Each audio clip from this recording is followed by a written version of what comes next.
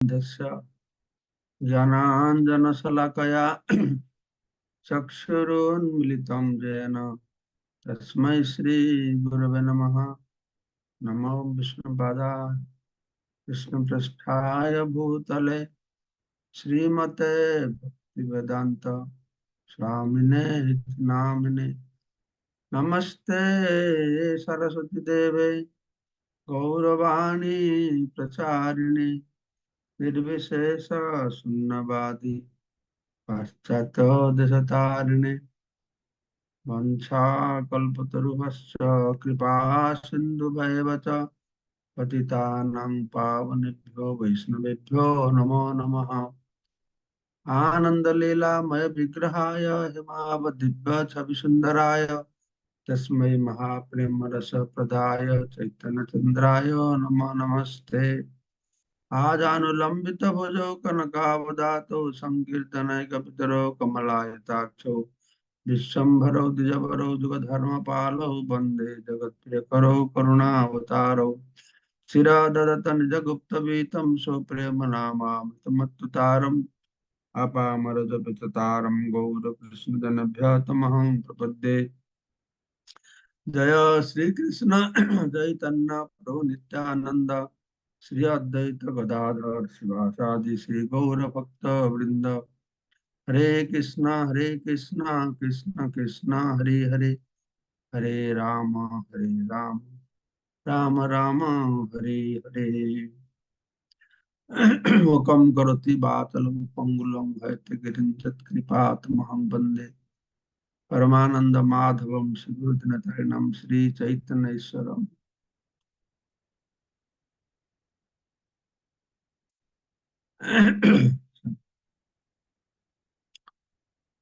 চৈতন্য চরিতামৃত আদিলীলা সপ্তম পরিচ্ছেদ।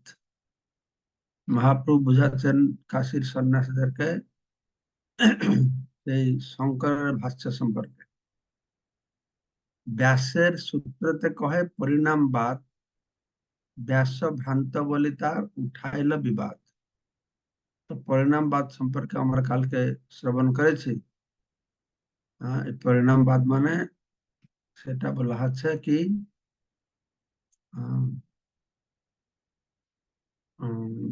শক্তি পরিণাম।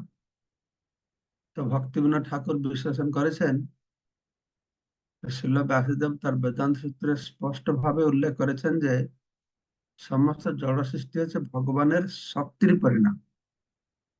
এটা মনে রাখবেন। পরিণাম মানে বিকার, বিকার মানে রূপান্তর। তিনটা শব্দ মনে রাখতে হবে, পরিণাম, বিকার আর রূপান্তর। তো জড় জগৎটা ভগবানের পরিণাম নয়, ব্রহ্মের পরিণাম নয়, ব্রহ্মের শক্তির পরিণাম। কিন্তু শঙ্করাচার্য ভগবানের শক্তিকে স্বীকার না করে, কালকে আমরা পড়েছিলাম এটা, সিদ্ধান্ত না করে সিদ্ধান্ত করলেন যে ভগবান নাই বিকারগ্রস্ত হয়। বুঝতে পারছো, এটা সুস্পষ্ট হয়েছে। শঙ্কর বলছে ভগবান বিকারগ্রস্ত হয়ে এই জড় জগৎটা আছে, জীব হচ্ছে। ব্যাসদেব বলছে না, ভগবান বিকারগ্রস্ত হবে না, ভগবানের পরিণাম নাই, ভগবানের শক্তির পরিণাম। তিনি বেদের বহু উক্তি বিকৃত অর্থ করে প্রমাণ করার চেষ্টা করেছেন যে পরম তত্ত্ব বা ভগবান যদি রূপান্তরিত হন তাহলে তার অদ্বৈত ব্যাহত হবে। এইভাবে তিনি প্রচার করলেন যে ব্যাসদেবের সিদ্ধান্ত ভুল, তাই অদ্বৈতবাদের মাধ্যমে তিনি বিবর্তবাদ বা মায়াবাদ, অদ্বৈতবাদ, বিবর্তবাদ, মায়াবাদ কিছু প্রতিষ্ঠা করেছে। ব্রহ্মসূত্রের দ্বিতীয় অধ্যায় প্রথম সূত্রটি হচ্ছে তদ অনন্যত্বম অনন্যত্বমারম্ভারণ শব্দাদিহি। শঙ্করাচার্য এটা বেদান্ত সূত্রের দ্বিতীয় অধ্যায় প্রথম সূত্র।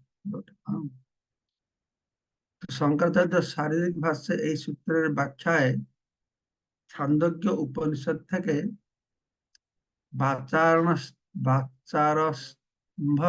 বাচারম্ভন বিকার নামধেয়ম আদি বেদবাক্যের উদাহরণ দিয়ে পরিণামবাদকে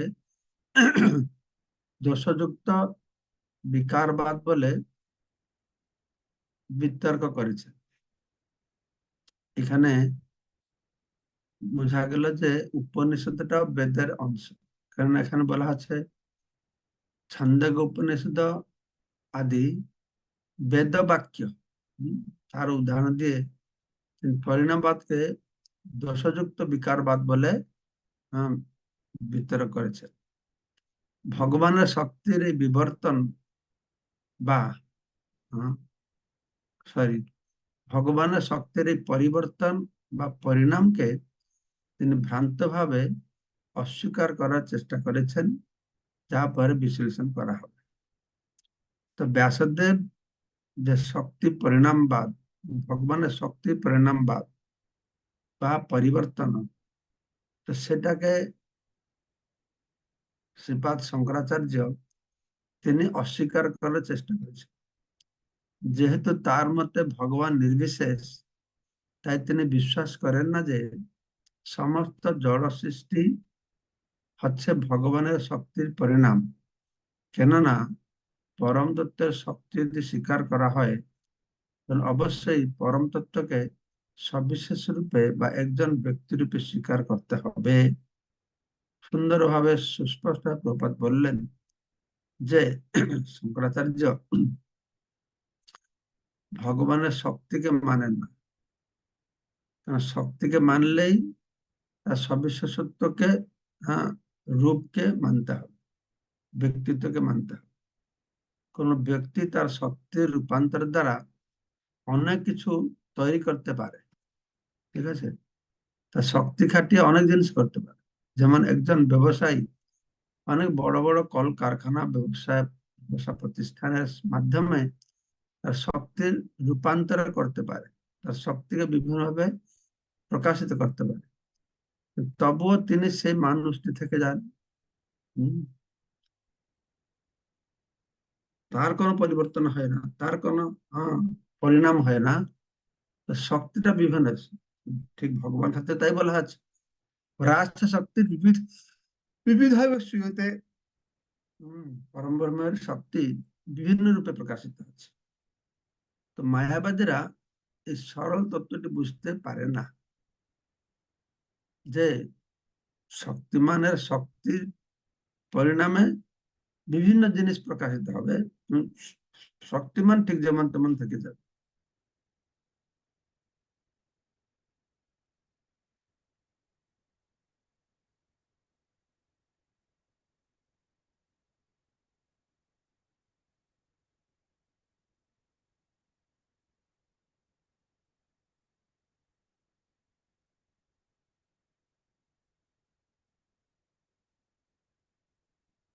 হম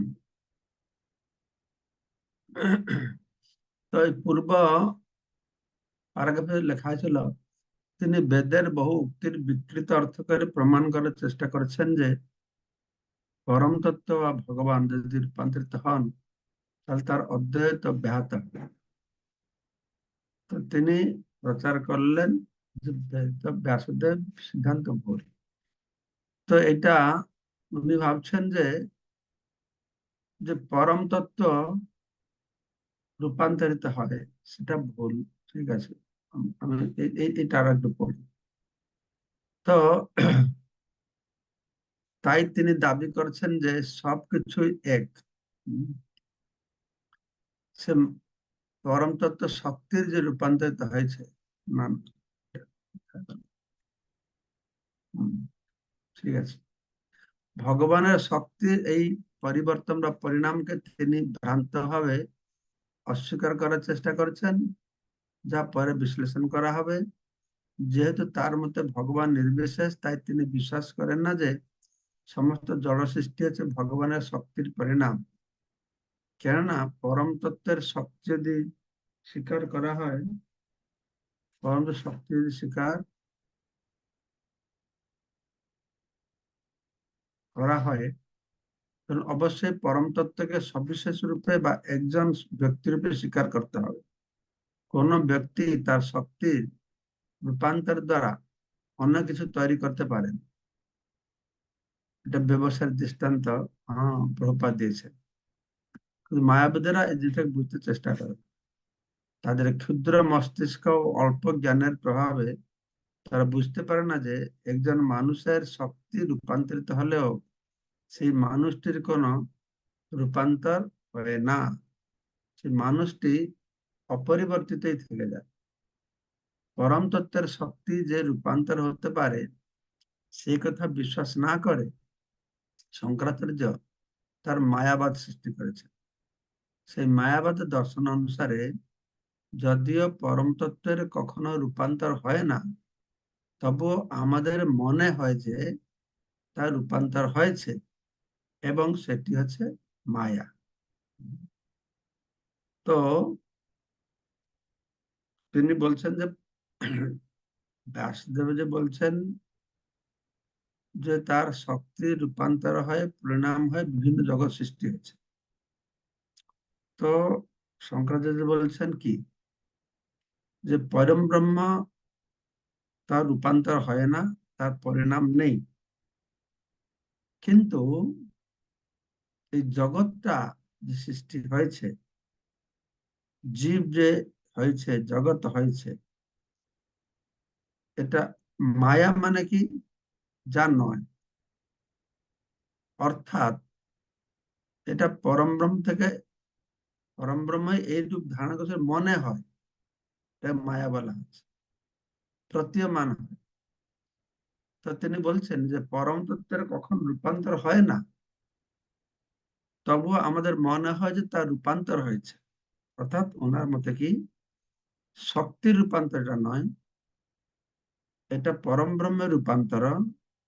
তো পরম ব্রহ্ম তো রূপান্তরিত হয় না, রূপান্তরিত না হলেও এগুলো যে হয়েছে, তার রূপান্তরিত না হয় আমাদের মনে হচ্ছে রূপান্তরিত, তাই এটা হচ্ছে মায়া। মায়া মানে মায়া, যেটা নয়, তো সেটাই আমরা গ্রহণ করছি। শঙ্করাচার্য পরম তত্ত্বের শক্তির রূপান্তরে বিশ্বাস করেন না, তাই তিনি দাবি করেছেন যে সবকিছু এক, সেই সূত্রে জীব ও ঈশ্বর। তো জীব আর ঈশ্বর দুটো নয়, একটাই, এক, কিন্তু প্রতীয়মান হচ্ছে দুটো বলে, যেটা হচ্ছে মায়া। মায়া ধরুন আমরা মনে করছি আমরা জীব ও ঈশ্বর, কিন্তু এটা সেরকম নয়। জীবই ঈশ্বর, জীবই ভগবান, এই এটা হচ্ছে ওনার দর্শন। এই মতবাদকে বলা হচ্ছে যে মায়াবাদ। তো মায়াবাদ কোনটাকে মায়াবাদ বলা হবে, কথা প্রসঙ্গে অনেক শব্দ এরকম বাক্য ব্যবহার করা হয়েছে, এগুলো আপনারা ঠুকে ঠুকে কাজে লেখে রাখতে পারেন, তাহলে এই মায়াবাদটা কি বোঝা যাবে। মায়াবাদ হচ্ছে যে জীব আর ঈশ্বর হ্যাঁ, এক, সবকিছুই এক। ব্রহ্ম সর্বমিদম খলু ব্রহ্ম, হ্যাঁ, সবকিছু ব্রহ্ম, সবকিছু ব্রহ্ম, জগৎটা ব্রহ্ম, জীব ব্রহ্ম, কিন্তু এটা ব্রহ্ম নয়, কেননা ব্রহ্মের মতো প্রতীয়মান আছে যে মায়া, জগৎটা মায়া, জীব মায়া, এটা ভ্রান্ত ধারণা। এটা হচ্ছে শঙ্করের মত, এই মতকে বলে মায়াবাদ।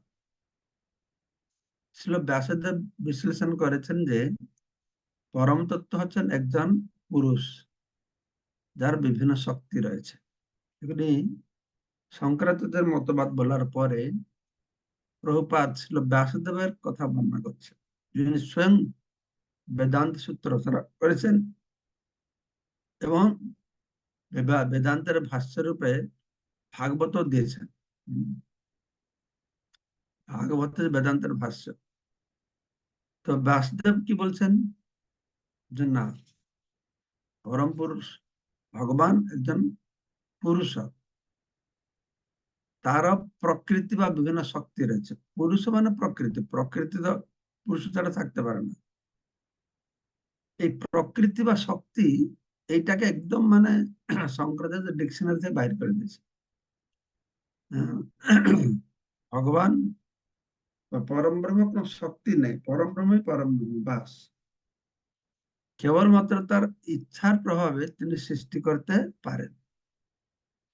তো এই যে ব্যাসদেব বললেন পরম তত্ত্ব হচ্ছে একজন পুরুষ, যার বিভিন্ন শক্তি রয়েছে, কেবলমাত্র তার ইচ্ছার প্রভাবে তিনি সৃষ্টি করতে পারেন। হুম, এবং তার দৃষ্টিপাতের দ্বারা তিনি জড় জগৎকে সৃষ্টি করেছেন। এখানে শ্রুতিতে বলা হয়েছে স ইচ্ছাত স অসৃজত। আমরা তো গীতা ভাগবত শুনছি যে ভগবান সৃষ্টি করেছেন, এটা আলাদা কথা। এটা গীতা ভাগবতের কথা না, এটা বেদের কথা, শ্রুতির কথা। হম, দেখেন স ঐচ্ছত, তিনি দৃষ্টিপাত করলেন। স অসৃজত, তিনি সৃষ্টি করলেন। এটা ঠিক মুসলমানদের মতো, মানে মুসলমানরা যেরকম বলছে ভগবান নিরাকার, এদিকে ভগবানের রাজ্য আছে, ভগবানের চেয়ারে বসে আছেন, ভগবান তা আল্লাহ। হ্যাঁ, সেখানে গিয়েছিল আল্লাহ একটা চেয়ারে বসে আছে, আল্লাহ কথা বলছে, আল্লাহ দেখছে, আল্লাহর রূপ নেই। তো এই শঙ্কর ফিলোসফি সেরকম লাগছে আমার। শ্রুতিতে বলা হয়েছে স্বইচ্ছাত সে দর্শন করলো, দৃষ্টিপাত, তার দৃষ্টিপাতের দ্বারা জড়জগৎ সৃষ্টি হয়েছে।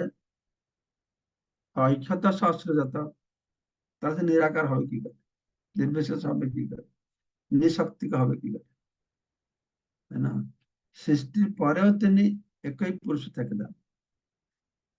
কিন্তু শঙ্করাচার্য মনে করেছেন এই সৃষ্টি করে সে কমে যাবে, ব্রহ্ম তো কমে না, ব্রহ্ম তো এক থাকে। সেটা বলছেন, হ্যাঁ এই সৃষ্টি করবে, করার পরে তিনি এক থাকবে, কারণ ওম পূর্ণমদ পূর্ণমিদম পূর্ণাৎ পূর্ণমুদচ্যতে। হ্যাঁ, তিনি সবকিছু তার অস্তিত্ব হারিয়ে ফেলেন না, যেটা শঙ্করাচার্য ভয় পাচ্ছে। না, তা নয়। হ্যাঁ, ও পুরুষে থেকে যায়, শক্তির দ্বারা সবকিছু প্রকাশিত করে। ভগবানের শক্তি যে অচিন্ত, তার আদেশে, তার ইচ্ছার প্রভাবে যে এই সব বৈচিত্র্য জগৎ সৃষ্টি হয়েছে, তার স্বীকার করতেই হবে। তুমি সর্বেশ্বরেশ্বর ব্রজেন্দ্র কুমার, তোমার ইচ্ছায় ঈশ্বরের সৃজন, স ইচ্ছাতি, স ইচ্ছাত, স অসৃজত, এইসব শব্দগুলি ব্যবহার করা হলো শ্রুতিতে। তো ভগবানের শক্তি আছে, আমাদের শক্তি আছে, কিন্তু ভগবান শক্তি অচিন্ত। এই জিনিসটাকে একটা গুরুত্বপূর্ণ বিষয় মানতে হবে, তাহলে সব সুস্পষ্ট হবে। বৈদিক শাস্ত্রে বলা হয়েছে স তত্ত্বতঃ অন্যথা বুদ্ধির বিকার ইতি উদাহৃত। স তত্ত্বতঃ অন্যথা বুদ্ধি বিকার ইতি উদাহৃত। এই মন্ত্র নির্দেশ করছে যে একটি সত্য তত্ত্ব থেকে অন্য একটি সত্য তত্ত্বের উদয় হলে তাকে অন্য বস্তু বলে যে ধারণা, সেটি হচ্ছে বিকার, অর্থাৎ পরিণাম। একটি সত্য তত্ত্বর উদয় হলে, একটি সত্য থেকে আরেকটি সত্য হলে তাকে বলা হচ্ছে বিকার বা পরিণাম। দৃষ্টান্ত স্বরূপ, একজন পিতা হচ্ছে একটি সত্য তত্ত্ব, এবং এই পিতা থেকে উৎপন্ন একটি পুত্র হচ্ছে একটি দ্বিতীয় তত্ত্ব সত্য। এবার তার উভয় সত্য তত্ত্ব, যদিও একটি আর একটি থেকে উৎপন্ন হয়েছে। তো এটাতে একরকম বোঝানো আছে পরম ব্রহ্ম সত্য, তার থেকে জগৎ সৃষ্টি, সেটা সত্য। জগৎ মিথ্যা, ব্রহ্ম সত্য, এটাকে বৈষ্ণবরা গ্রহণ করেন। জগৎটাও সত্য, কারণ সত্য থেকে এসেছে, যে সে সত্য পরিবর্তনশীল। হম, এটা মিথ্যা নয়, এটা সত্য। তো প্রথম সত্য তত্ত্ব থেকে উৎপন্ন দ্বিতীয় স্বতন্ত্র সত্য বস্তুকে বলা হয় বিকার বা পরিণাম। পরম ব্রহ্ম হচ্ছেন পরম তত্ত্ব, এবং অন্য যে সমস্ত শক্তি তা থেকে উদ্ভূত হয়েছেন এবং স্বতন্ত্রভাবে বিরাজ করছে, যেন জীব ও প্রকৃতি এরাও সত্য। পরম ব্রহ্ম হচ্ছেন পরম সত্যত্ব। হুম। আর অন্য সমস্ত শক্তি তার থেকে উদ্ভূত হয়েছে, সত্যন্ত হয়ে বিরাজমান করছে। জীব তার থেকে এসেছে, প্রকৃতি তার থেকে এসেছে, কিন্তু তার থেকে এসেও তার স্বতন্ত্র ভাবে বিরাজমান করছে। যেরকম পরম ব্রহ্ম সত্য, জীব ও প্রকৃতি এটাও সত্য। এটি হচ্ছে বিকারের পরিণামের একটি দৃষ্টান্ত। বিকারের আরেকটি দৃষ্টান্ত হচ্ছে, একটি সত্য বস্তু দুগ্ধে আরেকটি সত্য বস্তু দইতে পরিণত হয়। দধি হচ্ছে দুগ্ধের পরিণাম, যদিও দধি ও দুগ্ধের উপাদান একই, এক উপাদানে তৈরি হয়েছে, কিন্তু দইটা হচ্ছে দুগ্ধের উপাদান, পরিণাম। পরিণাম। ছান্দোগ্য উপনিষদে বর্ণিত হয়েছে, এতদাত্ম্যম ইদম সর্বম, এই বেদবাক্য থেকে ব্রহ্মই যে জগৎ, এ সম্বন্ধে তার কোনো সন্দেহ থাকে না। পরতত্ত্বে অচিন্ত্য শক্তি সমূহ রয়েছে, সে কথা সত্য সত্যের উপনিষদেও প্রতিপন্ন হয়েছে। সত্য সাত, হ্যাঁ, সত্য সত্যের উপনিষদে বলা হয়েছে, পরে আসা শক্তির বিবিধ হইব সূর্যতে। সমস্ত জাগতিক সৃষ্টি ভগবানের এই বিভিন্ন শক্তির প্রমাণ। পরমেশ্বর ভগবান সত্য বস্তু, তাই তিনি যা কিছু সৃষ্টি করেন তাও সত্য, সবকিছুই সত্য এবং পূর্ণম, সত্য পূর্ণম। কিন্তু পরম পূর্ণ বা পরম সত্য সব অবস্থাতেই একই থাকেন। পূর্ণাৎ পূর্ণ মুদ্রিতেছে পূর্ণস্য পূর্ণমাদায়। পরতত্ত্ব এমনই পূর্ণ যে যদিও তার থেকে অসংখ্য পূর্ণ বস্তুর প্রকাশ হয়, সেগুলি তার থেকে পৃথক বলে মনে হয়, তবে তার পূর্ণত্ব অক্ষুণ্ণ থাকে, কোন অবস্থাতেই তার ক্ষয় হয় না। তো পরম ব্রহ্ম সত্য, তা থেকে যা উৎপন্ন তা সত্য। তাই ব্রহ্ম সত্য, জগৎ মিথ্যা তা নয়, জগৎটাও সত্য, পূর্ণ। কিন্তু পূর্ণ, পরম পূর্ণ, পরম সত্য সর্বত্র একই থাকে। হম।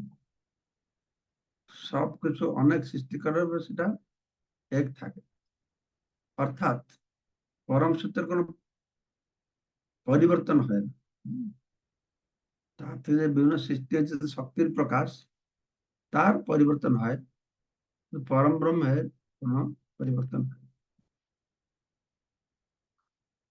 অবস্থা ক্ষয় হয় না। ওম পূর্ণমদ, এই শ্লোক পর্যন্ত আমরা পাঠ করলাম। ঠিক আছে, আরেকটা প্যারাগ্রাফ পড়ি, আরেকটা প্যারাগ্রাফ। অতএব যথার্থ সিদ্ধান্ত হচ্ছে যে সমস্ত জগৎ পরমেশ্বর ভগবানের শক্তির বিকার। এমন নয় যে পরমেশ্বর ভগবান বা পরম ব্রহ্ম স্বয়ং বিকৃত হয়েছেন, তিনি সর্ব অবস্থাতে একই থাকেন। এই যে বলা হচ্ছে পরম ব্রহ্ম বিকৃত হয়ে জড় জগৎটা হয়েছে, পরম ব্রহ্ম বিকৃত হয়ে জীব হয়েছে। আমরা বলছি পরম ব্রহ্ম কি করে বিকৃত হবে? বিকৃত হবে না। তারাও বলছে পরম ব্রহ্ম বিকৃত হবে না। কিন্তু এই জগতে যে প্রকাশ পেয়েছে, তার বিকারগ্রস্ত, এটা হচ্ছে মায়া, ধারণাটা মায়া। জীব হচ্ছে মায়া। হম। আসলে জীব বলে কিছু নেই, জড়জগৎ বলে কিছু নেই। এটা ভগবানের পরিণাম নয়, ভগবান বিকারগ্রস্ত হয় না। এটা মনে হচ্ছে সমস্ত জগৎ ভগবান শক্তির বিকার, এর মানে যে পরমেশ্বর ভগবান বা পরম ব্রহ্ম স্বয়ং বিকৃত হন, তিনি সর্ব অবস্থাতে একই থাকেন। জড়জগৎ ও জীব হচ্ছে আদি উৎস ভগবান। জড়জগৎ ও জীব হচ্ছে জড়জগৎ ও জীব হচ্ছে আদি উৎস ভগবান, পরতত্ত্ব ব্রহ্মের শক্তির বিকার। এই জড়জগৎটা জীবের উৎস হচ্ছে ভগবান, পরতত্ত্ব ব্রহ্মের শক্তির বিকার। এটা পরম ব্রহ্মের বিকার না। পক্ষান্তরে পরম তত্ত্ব ব্রহ্ম হচ্ছে মূল উপাদান, অন্য সমস্ত সৃষ্টি হচ্ছে সেই উপাদানের বিকার। সেই কথা তৈত্তরীয় উপনিষদে প্রতিপন্ন করে বলা হয়েছে, যতবা ইমানি ভূতানি জায়ন্তে, সমস্ত জড়জগৎ উদ্ভূত হয়েছে পরম তত্ত্ব পরমেশ্বর ভগবান। যতবা ইমানি ভূতানি, মহাভূত জীবভূত সব ভূত পরম ব্রহ্ম থেকে এসেছে। এই শ্লোকে বর্ণনা করা হয়েছে যে ব্রহ্ম বা পরম তত্ত্ব হচ্ছেন আদি কারণ, ওই জীব ও জড়জগৎ হচ্ছে সেই কারণের কার্য। আমরা কার্য কারণের কথা আগে অনেকবার শুনেছি। কারণ থেকে যেটা উৎপন্ন হয় তাকে বলে কার্য। তো পরম ব্রহ্ম হচ্ছেন কারণ, আর জীব আর জগৎ হচ্ছে কার্য। কারণটি যেহেতু সত্য, তাই কার্যটিও সত্য। ব্রহ্ম সত্য, ব্রহ্ম হচ্ছে কারণ, জড়জগৎ আর জীব হচ্ছে সত্য, যেহেতু এটি তার কার্য। তো কার্য যদি সত্য হয়, কারণ যদি সত্য হয়, তাহলে কার্যও সত্য। এটা মায়া নয়, এটা মায়া নয়। শঙ্করাচার্য সামঞ্জস্যহীন ভাবে প্রমাণ করার চেষ্টা করেছেন যে ব্রহ্মের বিকার জীব ও জগৎ হচ্ছে মায়া। তো এখানে ভালো সূক্ষ্ম বুঝতে হবে, তবে ধরতে পারছেন কিনা আমি জানি না। শঙ্করের মতে হচ্ছে ব্রহ্ম বিকারগ্রস্ত হচ্ছে জীব, জগৎ হচ্ছে যেটা হচ্ছে মায়া। ব্রহ্ম বিকারগ্রস্ত হয় না। কেননা তার মতে জীব ও জগতের অস্তিত্ব ব্রহ্ম থেকে ভিন্ন ও পৃথক। এইভাবে কদর্থ করে মায়াবাদের প্রচার করেছেন ব্রহ্ম সত্যম জগৎ মিথ্যা। পরতত্ত্ব বা ব্রহ্ম হচ্ছেন সত্য, জগৎ ও জীব হচ্ছে মিথ্যা। অথবা তা সবই প্রকৃতপক্ষে পরতত্ত্ব, জড়জগৎ ও জীবের ভিন্ন অস্তিত্ব নাই। শেষ বাক্যটা আরো সুস্পষ্ট করছে যে জড়জগৎ জীব এসব হচ্ছে পরতত্ত্ব। আমরা যে মনে করছি পরতত্ত্ব নয়, সেটা হচ্ছে মায়া, সেটা হচ্ছে মায়া, সেটা হচ্ছে মিথ্যা। আমার মনে করাটাই মিথ্যা। তাই খুব সূক্ষ্ম পার্থক্য বোঝা খুব মুশকিল। হ্যাঁ? তো জড়জগৎ ও জীবের ভিন্ন অস্তিত্ব নেই।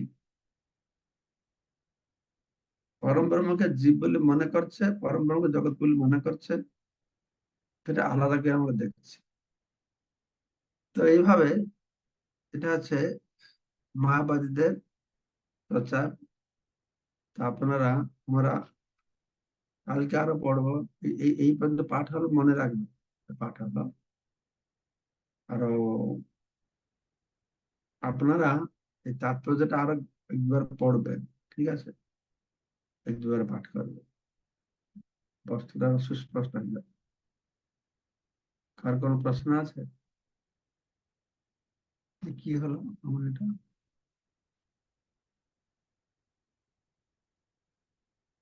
আমার বলছে না কেন?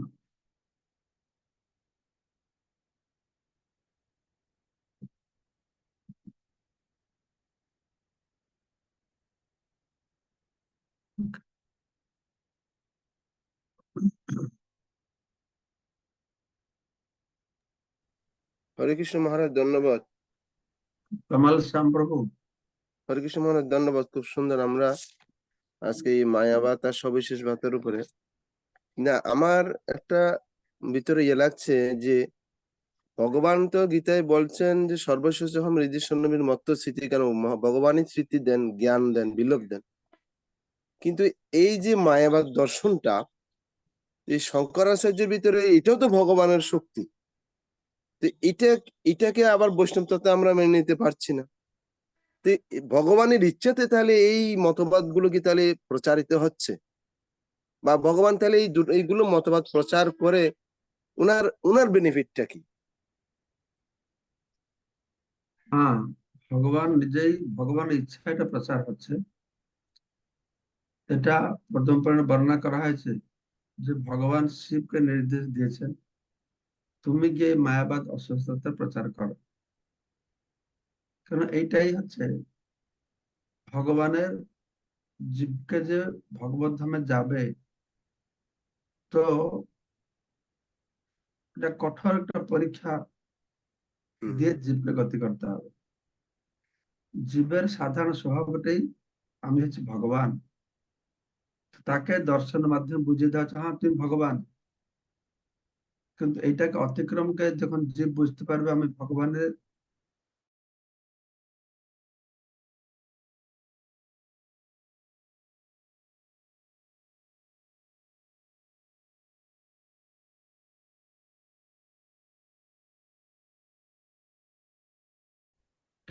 আলাদা এই সমস্যা দিয়ে একাদশ স্কন্ধে ভগবান বলছেন এই জগতে যা কিছু মতবাদ আছে, সেই মতবাদ সবকিছু আমার থেকে এসেছে। কারণ আমি অনুপ্রেরণা না দিলে কারোর মাথায় মতবাদ আসে না। আর প্রতিটি মতবাদের এক একটি উদ্দেশ্য আছে। দেবাদেবী পূজার কথা কে বলেছে?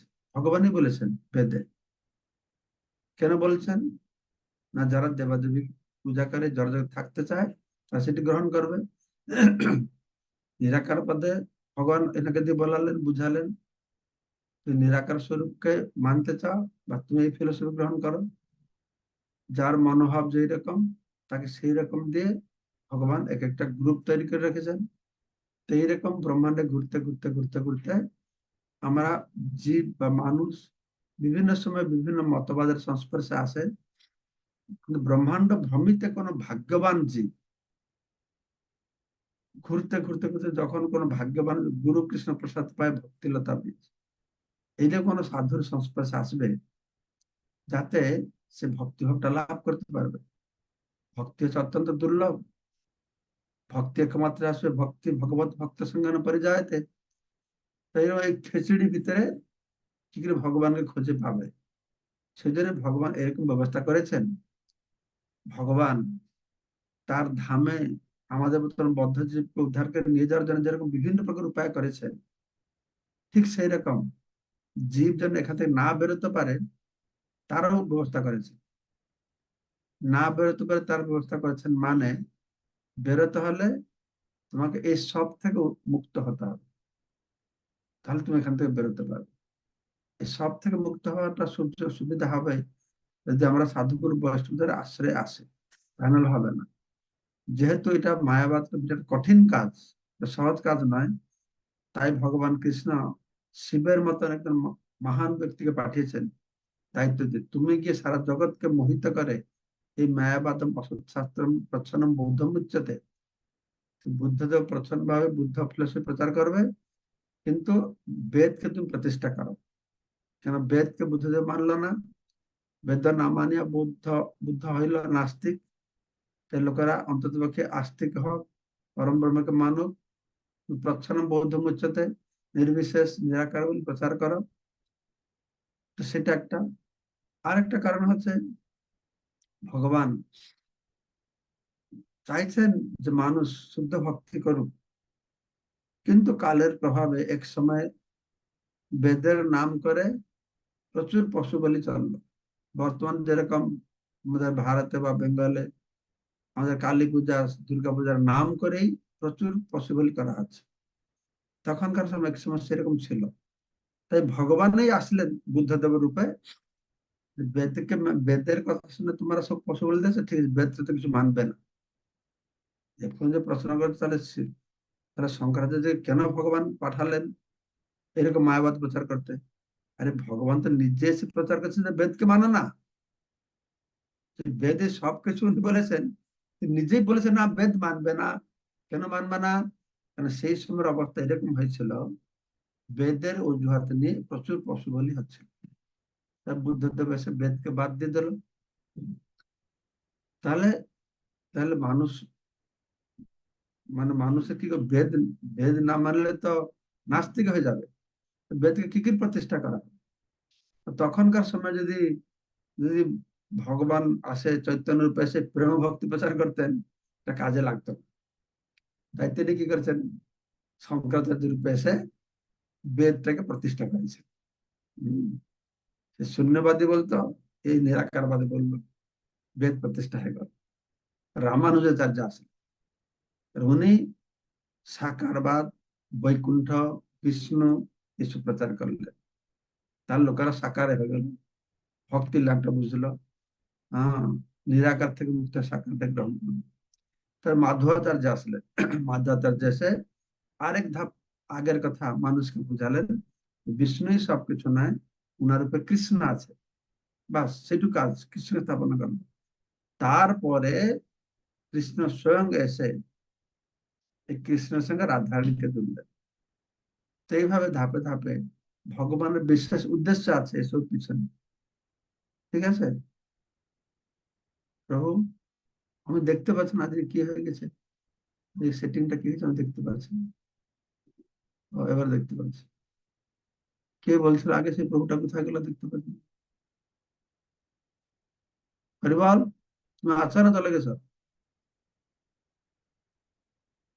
আওয়াজ নেই তো। মহারাজ আসি মহারাজ, হ্যাঁ ঠিক আছে মহারাজ। তোমার সামনে দেখতে পাচ্ছ না তো? হরে কৃষ্ণ মহারাজ, আমি বুঝতে পেরেছি মহারাজ। আচ্ছা আচ্ছা, ঠিক আছে। তো শক্তিমান প্রভু বলুন তো, শক্তিমান গোবিন্দ প্রভু। মহারাজ, আপনার শ্রীচরণে দণ্ডবত প্রণাম। মহারাজ, আজকের এই শ্লোকে 121 নম্বর শ্লোকে তাৎপর্যের প্রথম স্ট্যান্জাতে রয়েছে, মানে শঙ্করাচার্যের কথা বলা হচ্ছে। তিনি বলছেন, তিনি বেদের বহু উক্তির বিকৃত অর্থ করে প্রমাণ করার চেষ্টা করেছেন যে পরম তত্ত্ব বা ভগবান যদি রূপান্তরিত হন তাহলে তার অদ্বৈতত্ব ব্যাহত হবে। তো এই লাইনটা ঠিক বোঝা যাচ্ছে না, মানে আমি বুঝতে পারছি না। তো উনি বলছেন পরম তত্ত্ব বা ভগবান যদি রূপান্তরিত হন, তো উনি তো নিজেই বলছেন যে পরম তত্ত্ব রূপান্তরিত হন। বৈষ্ণবরা আমরা বলছি যে পরম তত্ত্ব রূপান্তরিত হন না। আর উনি বলছেন যদি রূপান্তরিত হন তাহলে তার অদ্বৈতত্ব ব্যাহত হবে। তো উনি তো অদ্বৈতবাদী, তো রূপান্তরিত হবে বলছেন, আবার বলছেন অদ্বৈতত্ব ব্যাহত হবে। এই কথাটা আমি ঠিক বুঝতে পারছি না মহারাজ, তো দয়া করে যদি বলেন। এটা খুব ভালো প্রশ্ন করেছেন। এখানে সূক্ষ্ম বিচার আছে, সূক্ষ্ম বিচার। উনার মত হচ্ছে যে পরম ব্রহ্ম রূপান্তরিত হন না। ঠিক আছে। হ্যাঁ তো এই যে জীব আর প্রকৃতি, এই যে রূপান্তরিত হয়েছে বলে মনে করছে, এটা হচ্ছে মায়া। এটা আসলে রূপান্তরিত আমরাই পরম ব্রহ্ম, হ্যাঁ। প্রকৃতিরই পরম ব্রহ্ম। এটা আলাদা বলে মনে হচ্ছে, এটা বুঝতে পারছেন? হুম। উনি বলছেন এটা আলাদা বলে মনে হচ্ছে। তো উনার সেটাকে বলছেন, কিন্তু আমরা বলছি বা ব্যাসদেব বলছেন বা আমাদের বৈষ্ণব বলছেন, তো জীব আর প্রকৃতিটা মায়া নয়। কেননা এটা পরম ব্রহ্মের বিকৃতি নয়। যদি পরম ব্রহ্মের বিকৃতি হতো, পরম ব্রহ্ম তো বিকৃত হয় না, তাই না? না। তাহলে যদি বিকৃত হতো তাহলে এটাকে মায়া বলতাম হ্যাঁ। বা এটা মিথ্যা বলতাম। হুম। ঠিক আছে, মায়া শব্দ মানে মিথ্যাটা বললে সুবিধা হবে। ওনার ফিলোসফিটা হচ্ছে খুব কঠিন, যে পরম ব্রহ্মের কোনোদিন পরিণাম হয় না। ঠিক আছে। হ্যাঁ। তাই ভগবান জীব হয়েছে, ভগবান প্রকৃতি হচ্ছে, এই জগতে যে দেখা যাচ্ছে এটা প্রতীয়মান হচ্ছে, মনে হচ্ছে, হ্যাঁ। কিন্তু আসলে জীব পরম ব্রহ্ম আলাদা নয়, আমরা এক। এই জগতে এরকম মনে হচ্ছে, আমরা হ্যাঁ। বুঝতে পারছি না বলে মনে করছি আলাদা, দ্বৈত দুটো, যে আসলে আমরা অদ্বৈত। আচ্ছা, এখন বৈষ্ণবের কথা আছে, এই জগৎটা সত্য, জীব সত্য। কেন? এরা হচ্ছে ভগবানের শক্তি। যদি ভগবান সত্য হবে তাহলে এটাও সত্য। এটা মিথ্যা হবে না। তো উনার মতে মিথ্যা কেন? না, উনি বলছেন যে এটা ব্রহ্মের পরিণাম, কিন্তু এটা ব্রহ্মের পরিণাম তো হতে পারে না, তাই এটা মিথ্যা। তো আমার বলছে এটা ব্রহ্মের পরিণাম নয়, এটা ব্রহ্মের শক্তির পরিণাম। হুম, ব্রহ্মের শক্তি আছে, তাই এটা মিথ্যা নয়, এটা সত্য। right. এই বস্তুটা ভেরি সূক্ষ্ম বুঝতে। যেটা আপনি প্রশ্ন করেছেন, আমি তো আগে বলেছি, সেই ভিত্তিতে আপনি বলছেন ঠিক আছে, যে সেই যুক্তি আমরা দেই যে ভগবান তো মায়াধীশ, সে মায়ের অধীন হবে কি করে? আর তো অধীন হবে না, হুম, আমরা তো এটা বলছিও না। উনি ওইটাই বলে বলছেন এসব জগৎ মিথ্যা বলে দিয়েছেন। না, বলছে না, ব্রহ্মের, উনি বলছেন ব্রহ্মের পরিণাম নেই, আমরা বলছি ব্রহ্মের পরিণাম নেই। ঠিক আছে, এটা ঠিক তো? ঠিক। উনি বলছেন ব্রহ্মের পরিণাম নেই, তাই এই জীব আর প্রকৃতি যে আমরা দেখছি এটা আছে মিথ্যা। হুম, আমরা বলছি ব্রহ্মের পরিণাম নেই, তার শক্তির পরিণাম আছে। যেহেতু জীব আর প্রকৃতি দুটো ব্রহ্ম থেকে এসেছে, ব্রহ্ম হচ্ছে কারণ, এরা হচ্ছে কার্য। তো ব্রহ্ম সত্য, জীব সত্য, কিন্তু পার্থক্য যে শক্তিটা নিয়ে। শঙ্করাচার্য আর ব্যাসদেবের মধ্যে পার্থক্য শক্তি, কারণ শঙ্করাচার্য শক্তিকে মানছে না। কেন মানছে না? মানলে তার সবিশেষত্বকে মানতে হবে, হুম, তার আকারকে মানতে হবে। কিন্তু এখানে বৈষ্ণব আচার্য বলছেন না, তার আকারটাই মূল, তার শক্তিটাই মূল। শক্তি আছে, আকার আছে। হুম, তো ওরা বলবে যে শক্তি থাকে, তাহলে দুটো হয়ে গেল, শক্তি শক্তিমান দুটো হয়ে যাবে, তাহলে অদ্বয় সত্য হবে কি করে?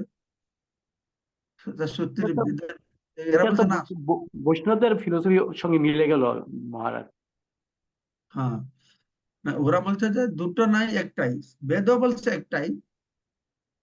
তো আমরা ওরা শক্তি মানে না কেন? না এক তো বাস, একই জীব রূপে প্রকৃতি রূপে এসেছে, যেটা কি ঠিক নয়, মিথ্যা তারা বলছে এই জন্য। ঠিক আছে, হ্যাঁ, তো আমরা বলছি এটা এক। যেমন সূর্য কিরণ এক, তাতে বেদে যে বলা হচ্ছে অদ্বয় সত্য বস্তু, এটার কোনো হানি হচ্ছে না। এটা অদ্বয়, সূর্য অদ্বয়, কিন্তু অদ্বয় হয় সূর্য কিরণ দুটো আলাদা। সেই জন্য তো মহাপুরু বলেন অচিন্ত ভেদাভেদ তত্ত্ব। ঠিক আছে না? ঠিক আছে মহারাজ। প্রতিমান করুন। হুম। হ্যাঁ মহারাজ, ঠিক আছে মহারাজ। ঠিক আছে মহারাজ, ধন্যবাদ। ধন্যবাদ, প্রণাম মহারাজ। সবাইকে অশেষ ধন্যবাদ। অনেক দেরি হয়ে গেল, আজকে আমাকে একটা প্রোগ্রাম যেতে হবে। কালকে আমি 5টা জায়গায় রথযাত্রা অ্যাটেন্ড করলাম। আমি ভাবলাম কালকে কোথায় যাবো না, সে ভগবান ব্যাপারে তো নিজে ইচ্ছা অনুসার কিছু হয় না, তো ভগবান ঘুরায়। আমি বললাম 4-5 দিন ঘুরে ঘুরে এসে বিশ্রাম করবো। আমার কপালে এরকম ছুটে গেল, ব্রেকফাস্ট সকাল 9টায় নিয়ে বেড়েছি, রাতে 11টায় এসে শুয়েছি। তো জব টব কিছু হয় না। এখন একদিন বাড়িতে যাব, তারপর আজ একটু বিশ্রাম করে বিকালে কলকাতা অনুষ্ঠান যোগদান করবো। তো সবাইকে অশেষ ধন্যবাদ। বাঞ্ছা কল্পতরুভ্যশ্চ কৃপা